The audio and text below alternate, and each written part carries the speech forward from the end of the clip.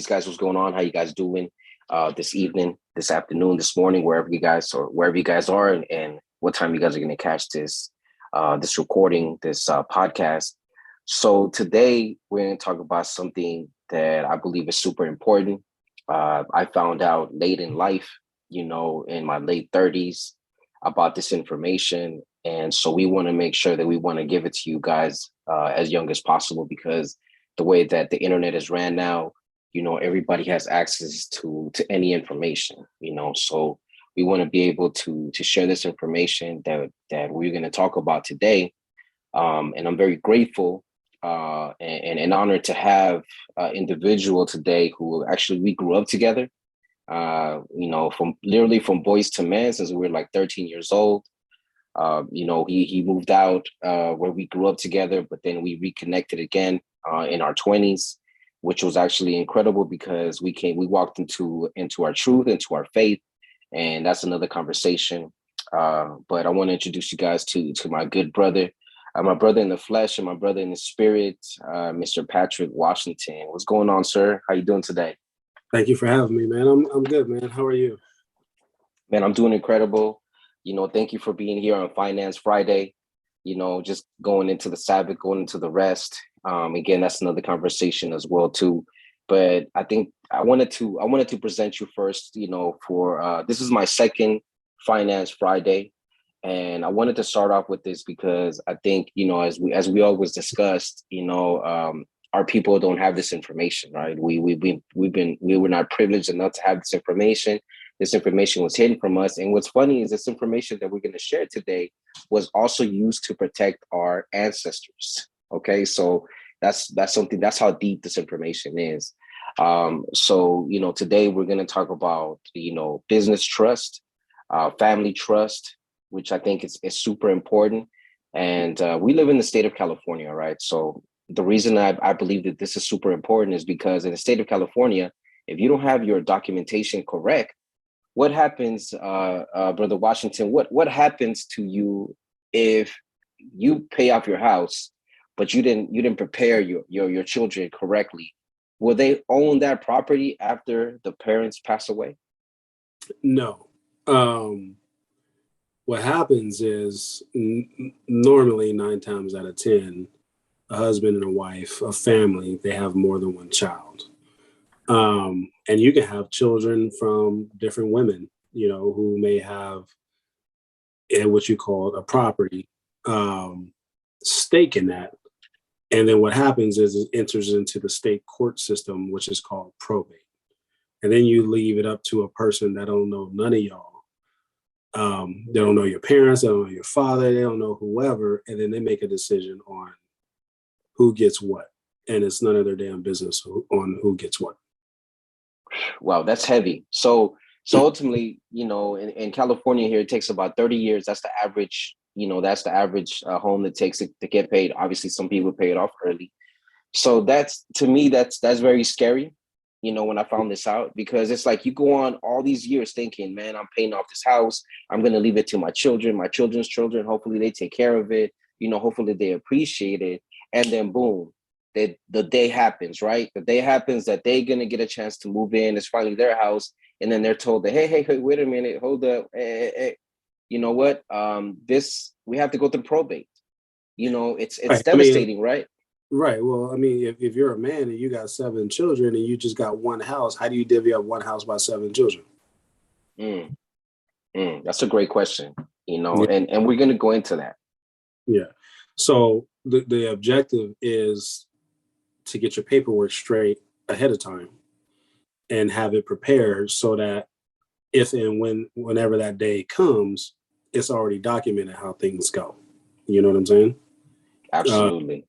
That's the goal of today's topic. No, absolutely. And I start that way because I want to put a fear in people, right? Because I know there's a lot of people out there that are homeowners, that have businesses, they have, great things. And then it could literally just be taken just like that, right? And so I think it's super important because there is a lot of people out there that are successful, but they're being, I like to say, successfully blind, right? Because they have the money, they have the business, but they think that they're not protected. So let me ask you a question. When did you discover about business trust? Oh man, 2011, 2012. Okay. And it took a lot of studying and research of, sometimes with me, this is just me, this might not be everybody else, but sometimes I may have to read something 3 or 4 times to get an understanding of it. You know what I'm saying? So, and when you study this, it's a business trust, it's unincorporated. So it's Mm, not created, regardless of whatever state you live in, the state doesn't create it. But all a trust is it's like America. They have a constitution. A constitution is just basically bylaws, and that's all the mhm. trust. That's all the trust is just bylaws, rules and regulations of this entity, whatever the entity is. This is the rules and regulations. That's it. So to understand the rules and regulations and what I was putting forth and how they come about, man, it took maybe 2011. So 2011, and then I created it in 2016. So about 5 years is when it took me to create that. Wow. So, and that's why I thank you all the time, guys. The reason that I have a trust account is because of my brother right here. All right, he put me up on game. And I remember when he started studying. I remember those days because you got heavy into it. And a lot of people think that you have to go to university to get education. No. So, you just said right now it took you 5 years. If you think Mm-hmm. about it, right, the average person to get their master's takes them what? 5 years. Right. So you mastered this product that you've been able to actually establish, your children. So I have a question for you. How soon or how young should you establish a trust account for your family and for your children? I mean, as soon as you come to knowledge of it, you should be putting it in place right then and there. I mean, obviously, you got to have a couple things. One, you got to have a purpose, right? So, what's the purpose of the trust? Is it to, I have what they call a vision board. This is just me, and I'm not trying to be political or any form of religious when I say it, but my vision board for my trust, it has God, the Heavenly Father first. Christ, it goes out in order, and to me, it goes into the family structure, and then it divvies to you know the trust and what all comes underneath the trust thereafter. Um, and so you got to have a purpose when you do this, and obviously, one, like when you do a trust, you got to have one, the idea of doing business because it is a business trust organization. Mm, Uh, Two, these assets that you receive back, cash, property, cars, whatever the case may be, you got to put these assets and things like that. Since you accumulated it under the trust owns it, and you got to make sure your paperwork is straight and correct when it comes to your assets for the trust. I mean, if you have no assets, no plan, you don't need a trust, right? But you got a husband, you got a wife, you got children, or if you're, whatever the case may be, you're a wife with a husband and children. Both parties need to have this trust organization because we all have assets. We all got jobs. We may have a 401k. Who's a beneficiary of the 401k? Who's a beneficiary of the IRA? After it's all said and done, you die, and what's the plan that comes next? Those are and the that's people. that's a great point. That's a great point you bring up, right? Because I remember at the time, the woman that I had at the time with me, I told her, hey, you know what, I need to create a trust, and then we need to make one for you as well. And she was like, well, why do I need one? Why do you need one? And I'm like, it's just we're better that way, right?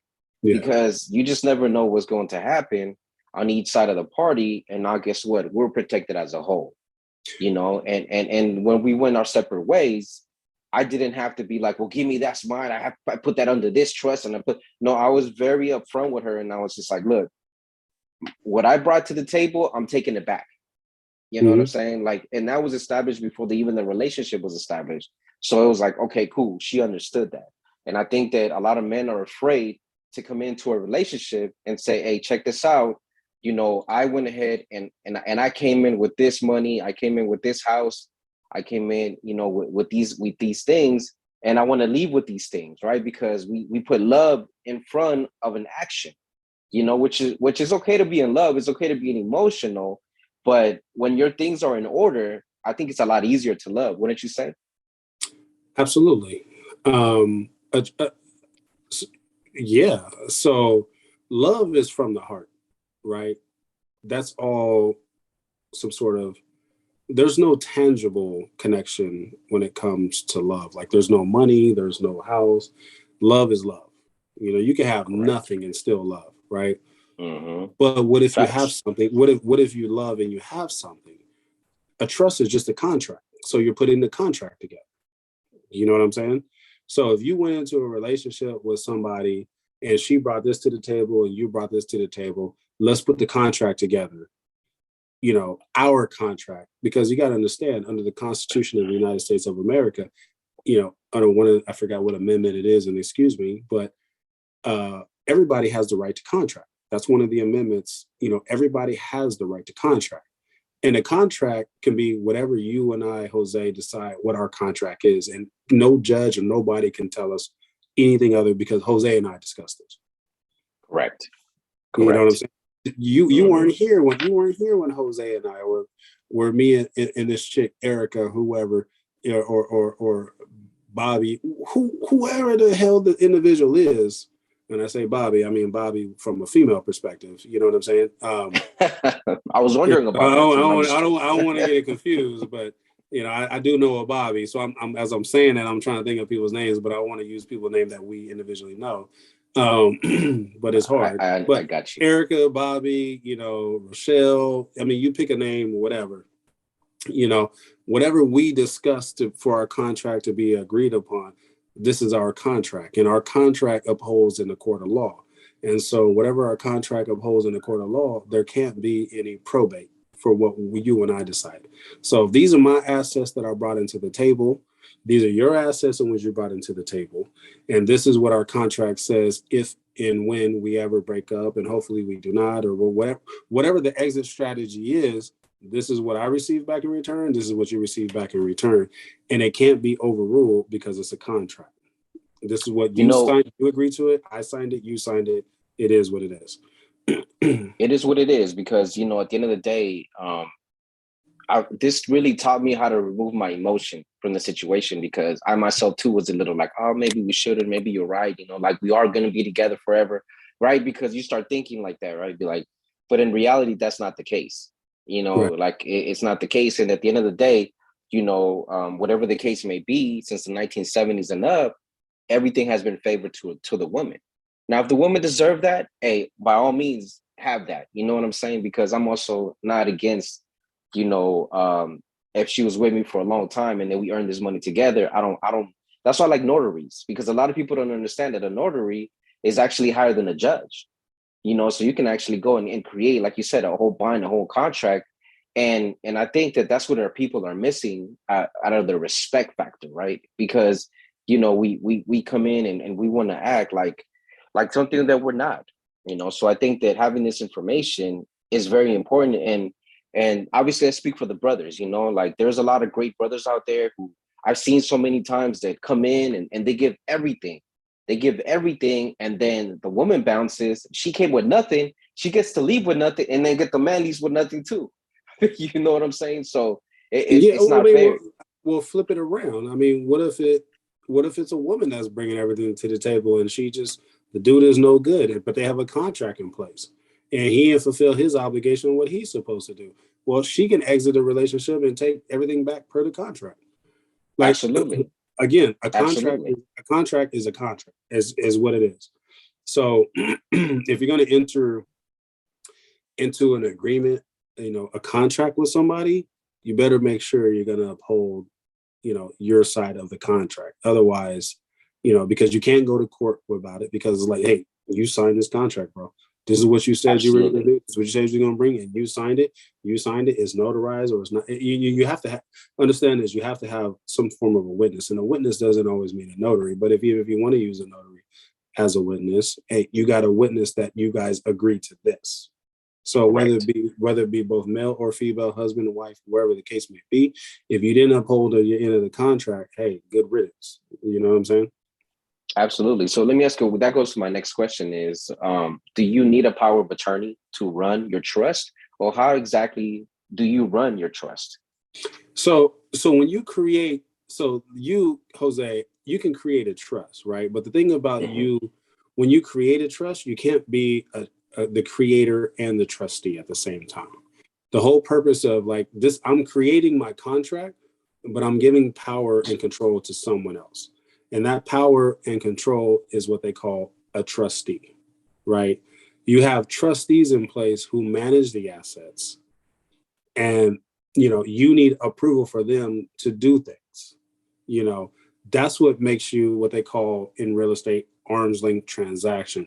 You got a third party individual, and usually the trustee is an odd number, 1, 3, 5, 7, 9, 11, or whatever the case may be. um, because what if you just have four, and it's a situation where it needs to be a vote, and it's 2 and 2. You always have to have that odd number to outweigh the vote. You know what I mean? So the trustee is a person who manages, is in control, and is in power. You just created your own private entity to manage your assets and conduct business, but you gave control and power to someone else. That's lawful and that's legal. Mm. Which in essence, it's like that saying that they say all the time, right? Is own nothing and run everything, right? So and ultimately at the end of the day, it's like a lot of people get upset at Donald Trump, right? Just as an example, right? They're like, he pays no taxes, he does this and he doesn't do that.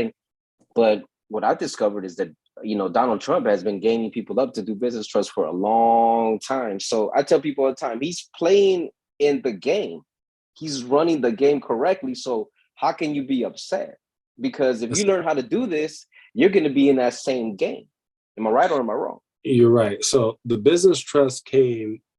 first business trust here in America was in 1827.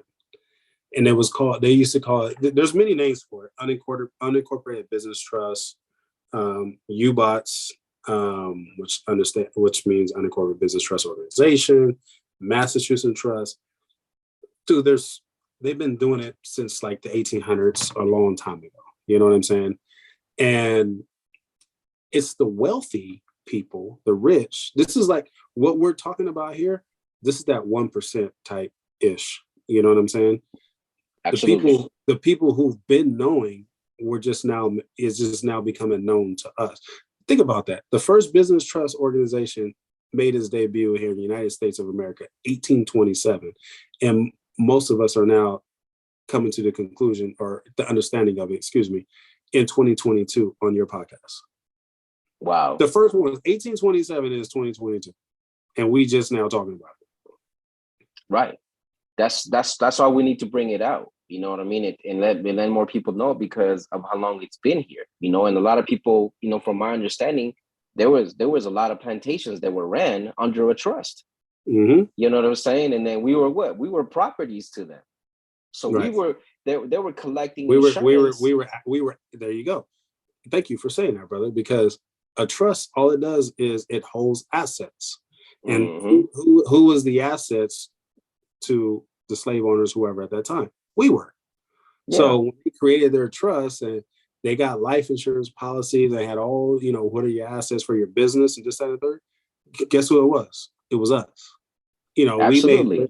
we made lists, checking, savings accounts, stocks, and all of this type stuff, houses, real estate on our balance sheet now as assets for our trust.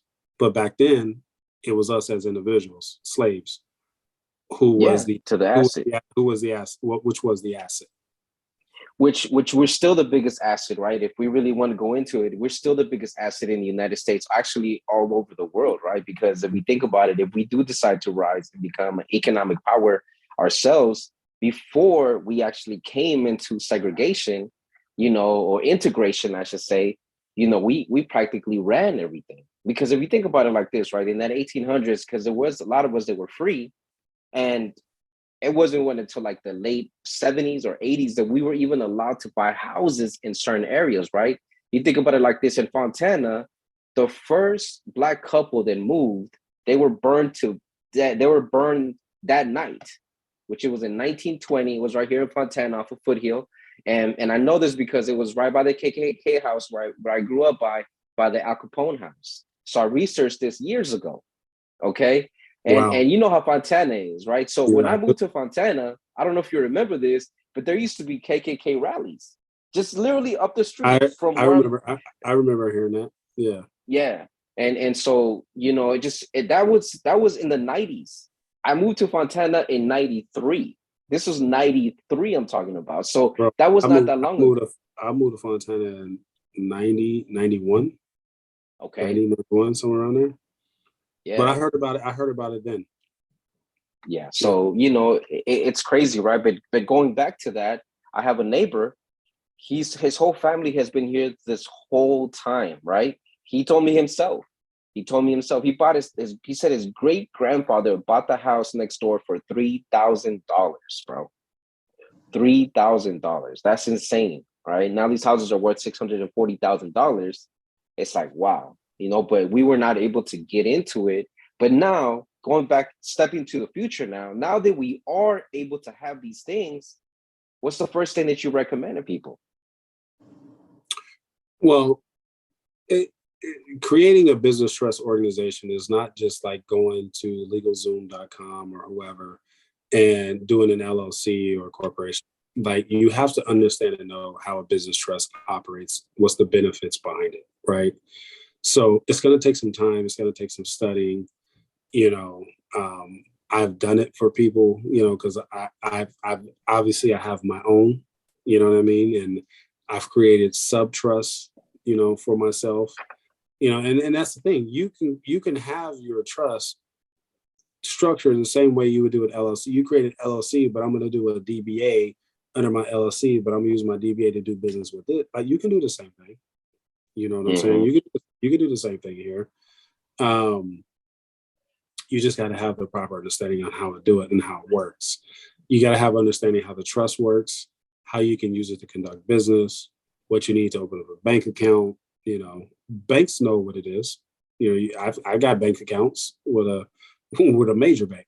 You know what I'm saying? So the first step would be to educate yourself. You know, I know it sounds good listening to me and you and I talk about it. Again, it took me 5 years of education before I even put anything on paper. You know what I'm saying? Right. And I'm not saying that it needs to take somebody else 5 years. I'm just telling you that's what it took me, because that's where the Lord led me to focus on this. You know what I mean? So that's the first thing to answer your question. Is to do your and research. Then, by the way, too, I'm going to tag you. Guys, I'm going to tag Patrick. I'm going to tag him on his Instagram. Reach out to him. Like I said, he's very knowledgeable. He's going to walk you step by step on how to do it. This is by far the best investment that you can create for your family, because now everything that you're gaining financially, you can also be protected through the trust. Okay. Right. So that is including real estate, stocks, Forex, crypto, you know, because I know there's been a lot of people asking about crypto. How can they, you know, filter their money in? So there's a lot of things that a trust can help you with, right? Because, you know, with a trust, do you pay taxes, Brother Washington? So how a trust works with taxes, you can file your taxes if you want to, but legally a trust. So if you, as a beneficiary, let's say you set yourself up as a beneficiary, or you set one of your other companies up, LLC or whatever, I don't know. You set them up as a beneficiary of trust. Any beneficiary who receives payout from a trust, it's a document called a K-1, which is called a distribution. If you receive a distribution, a K-1 form from your trust, you as an individual need to file taxes on that trust. The trust itself, you know, you don't have to normally pay taxes, because unless it's generating income, you know, then yeah, you got to pay, because, you know, like if you're generating income, then you got to pay taxes on it, right? Like you have a Shopify website and you're earning $3 million in retail sales from Shopify. Well, that's called Schedule C income. You got to report that Schedule C income. But that becomes an all situation of structure at that point. Like I wouldn't have a trust that has a Shopify website and I'm generating all this online sales. I wouldn't set up my business that way. So it's, again, this is part of the 5 years of study, and is how do you set up all your businesses? You got to learn how to generate income and pass income down for protection and privacy purposes.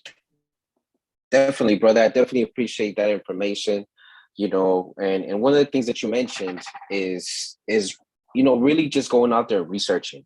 Like you said, it took you 5 years to get that knowledge and that understanding, which we appreciate. And again, guys, you guys can. I'm gonna put Patrick's tag name for his Instagram. You guys reach out to him, and I promise you guys that he's gonna walk you through the right step. It's always good, guys, to do it with somebody that knows, especially somebody that you can trust. And man, Patrick has been helping me out tremendously. So I wanted to ask you this next question, because I think this is super important on the business trust. So what is the UBO? So again, a UBO is, so if you were to create, let's say I'm going to start my own business, right? We live in California, right? So you want to go to, you want to start your own business. What do you got to do? You got to go to the Secretary of State here in California and create an LLC, or you got to go there and create a corporation, right? You're incorporating, or basically you're going through the contract of your business through the state. UBO is unincorporated, means you don't have to go through the state to create your business. You understand what I'm saying? So you can either have, and notice and understand this for everybody that's listening. Nobody's ever an owner of a business. There's no such thing of an owner. If you go to the state, do an LLC corporation, you do on it. Let's just say I've never done a corporation, but I've done LLCs before. There's a document you got to complete called Statement of Information. They ask you, what's your position and your title? Are you president? Are you CEO? They never ask you, are you owner? They ask you, who's this person? Because the state is the owner, because they created it, right? Even with an unincorporated business trust, or you're not the owner, you just created it, but you created your own contract and on your own bylaws, and you just you gave it to a trustee who you decided to bring on board to manage and oversee it, but you're not the owner. Nobody ever owns anything. You got to remember that. There's no such thing as an owner when it comes to business. Nobody owns anything. You can be the beneficiary and receive benefits from it, but you're not the owner. You can be a managing director or make the day-to-day decisions for it, but you're not the owner. Does that make sense? Absolutely. I mean, and ultimately, at the end of the day, right? Like if they ever want to come after you for whatever reason, right? Because we both have stories of friends and associates and acquaintances that we have that they've been looked after and they haven't done anything. But because they've had their documentation in order, they were able to be like, well, look, I don't have this. I don't know what money you're talking about. What are you talking about? Well, the thing is, and that normally happens when you're an LLC corporation and the state knows about your business, right? But we're talking privacy. So when you're an unincorporated business organization, you're private.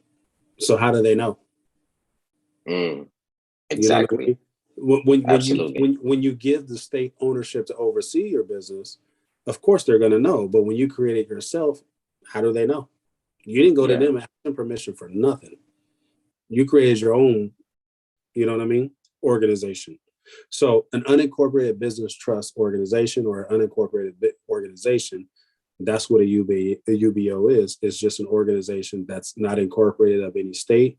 It's incorporated by your own bylaws, and it's recognized by the Supreme Court as a legitimate business. So don't ever think that it's something you can't do. You can.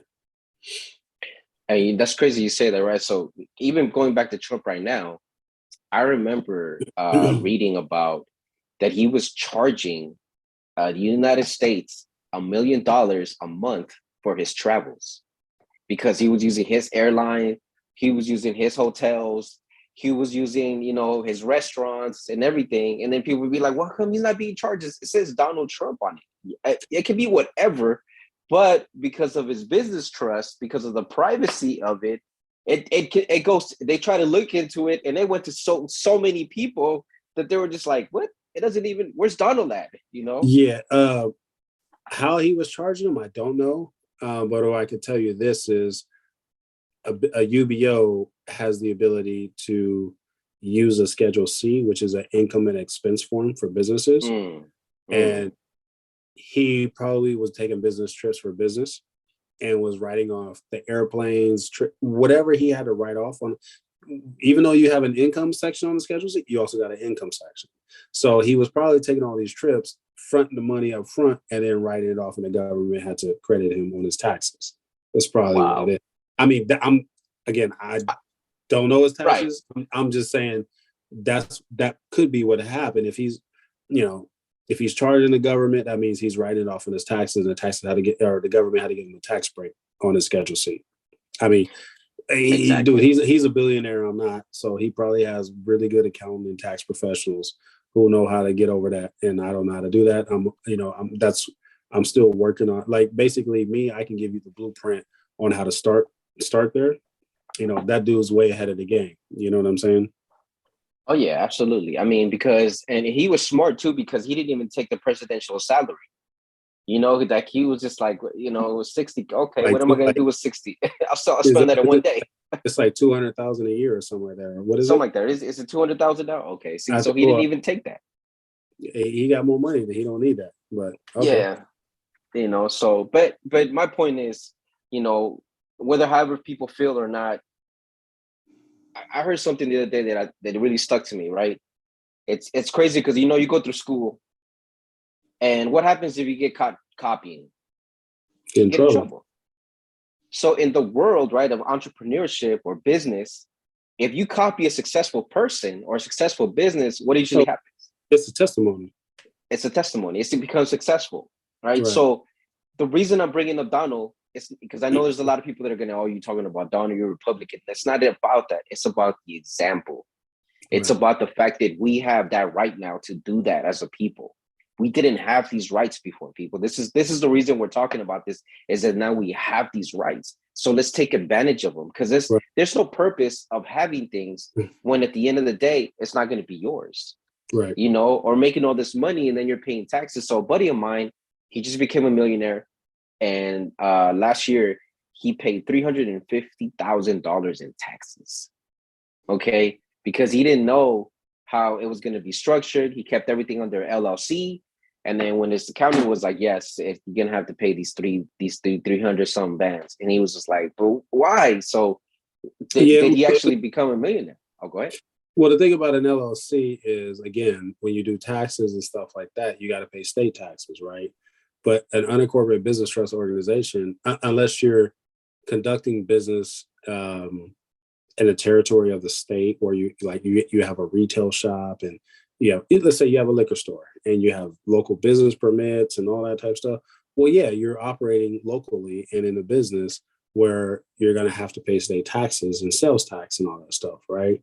From my understanding, from what I read of the 5 years of understanding, unincorporated business trust is a federal thing, and you got to file a federal IRS tax return because it's private. Okay. It's separate and private from the state. You know what I mean? So your Schedule C, and it all comes down to, again, this is where, there's many ways to supplant. And, when you create your organization, have a good tax man in place, have a good this, have a good that, so that every step of the way, like even have a lawyer on retainer who understands what an unincorporated business trust organization is in case you ever catch any lawsuits, they have the proper understanding. You got them on retainer, they can represent your organization, like the same thing you would do on an LLC or a corporation, do the same thing, but you just got to have the right people in place that understand and know what a trust is and what an LLC is, the differences, So, I mean, I don't know the individual that you're referring to. I don't know how, if he made $1 million, why he would have to pay $350,000. But, he should have had, if you gross $1 million in revenue, there should be enough in um, expenses to offset what you got to pay in taxes. But that all comes down to who's the tax professional that's doing his taxes. And I have no idea who that was for him. Yeah, no, I was shocked myself. It's like you're gonna have to. I figured because of the type of business he had, he was gonna have a lot of write-offs. But he also told me that a lot of the write-offs don't qualify anymore. So again, like you're saying, you don't ever know, and that's very important. You say that. That's why these things are called trust account people, because you have to put people that you really trust, and that you trust that they're knowledgeable, and that you trust that they're gonna do the right thing if you're not around to protect your assets. So Well, that's super important. You got to look at it like this. It's called an unincorporated business organization. An organization, you got to have the right people in place for your organization.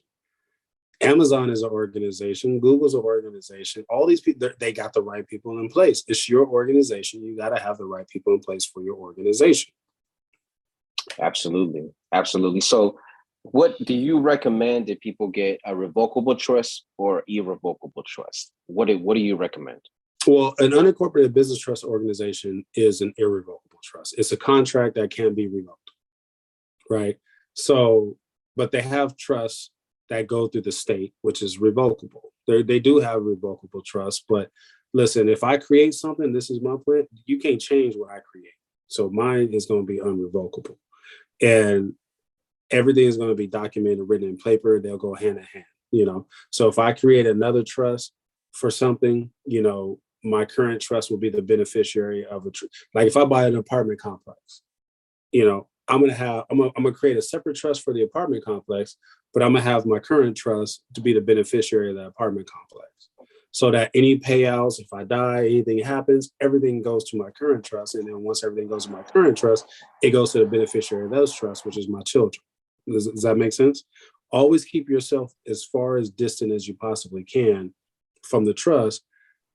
A trust is basically an artificial person, but it has 98% of the rights as a natural born person as you and I, which is an LLC is also an artificial person, but you don't have 98% of the rights as a natural person as you and I.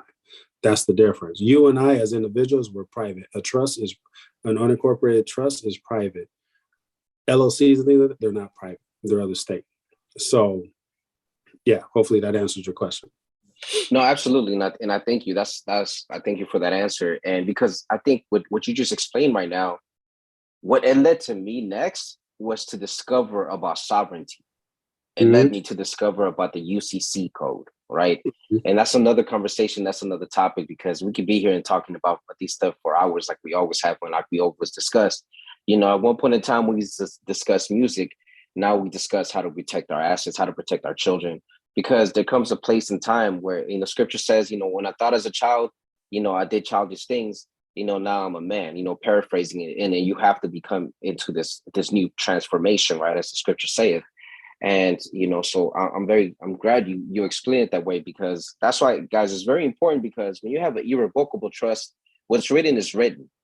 So that's why you have to be really careful and really calculated in how you actually structure this, because you're structuring everything as a business. Why? So you can protect yourself. But what's the next most important thing is to teach your children, right? It's not just to have this documentation and say, here you go. So one of the things that I love about Patrick is that, I call them my nephews.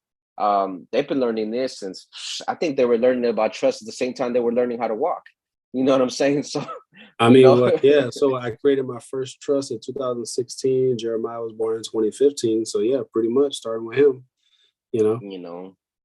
And that's amazing, because I know you do a lot of things for them, and I think you're a great example of how we need to be as parents. Like I said, I learned a little bit later, and my children a little bit older. At the moment that I started talking to them, I was like, hey, come over here, check this out. I didn't know what I was reading. They didn't know what I was reading, but we were reading it together.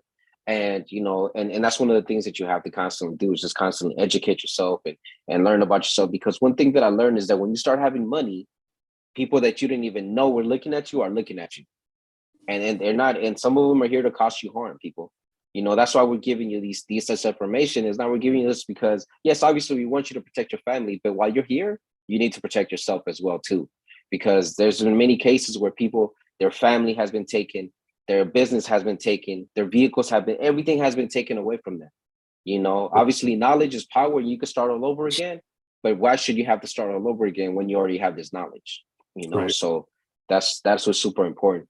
Well, brother, is there anything else that you want to share with the audience today? In regards to oh yes, yeah, go ahead. I got one more thing, but Well, no, you will ask. also Go ahead, ask your question. so guys, so Patrick has an ebook that we were just discussing. So if you guys want to get access to this ebook, it's only $9.99. It's really a very small booklet, and where you can just wherever you have time to read it, just breeze through it, mark it, highlight it, and I think it's great information to have. Like I said, I'm going to share the link with Patrick, and Patrick, and you can coordinate with Patrick in regards to getting that. But go ahead. What were you going to say? No, I was just going to say, for all the listeners that are out there who tune in, just really, humble yourself to study and understand and learn. During the time where I studied and understand and learn, I was going through a transitioning period myself. Um, I've always been business minded on everything, but being business minded, somehow the Heavenly Father led me down to understand this. I didn't know, I never even heard of an unincorporated business trust organization, but you know, how can you do business privately? Boom. I Googled that, unincorporated business trust came out, right? And you led to books and websites. I mean, you name it, is there. And you got to remember, like the brother Jose mentioned earlier in our sovereignty, and saying it's another conversation. Sovereign just means private. And what the government don't want you to be private for nothing. They want to know everything about you, where you have your money in this bank, where is it coming from, and it's up to you if you want to disclose that to them. If you do, hey, that's cool. But they also give you the option to not disclose it by creating an unincorporated business trust organization as well. Like, so they give you an option that's been around since 1827. 1827. We're in 2022, and you've had an option since 1827. So just saying, it's not the end all be all. And there are, do your research. I'm here to help. I like to help, because I didn't really get much help, myself. But, if there's other people that want to remain private, I would like to help people be private if it's, if I can, whatever way that be. But you have to but here's the thing. You can want to be private, but you got to understand and know how to live your life through this trust and privacy. And that's the key right there. Yeah. So that's why when I say it took me 5 years, you got to understand and know every damn thing that goes on with this type of lifestyle. Absolutely. You become an attorney, right? Because you have to know how to defend yourself. You have to know what every I and T cross, excuse me, I can't even say the phrase. I was going to say it, but you just have to know everything in and out of the documentation, because you just never know when you're gonna need it. It's cool to have it, right? But you have to know it. You have to understand it. So that's super important. But man, brother, it's definitely been a pleasure, having you on here with me. But before we do go, was there anything else that you wanted to talk to the people about, or let them know, or anything else? No, man.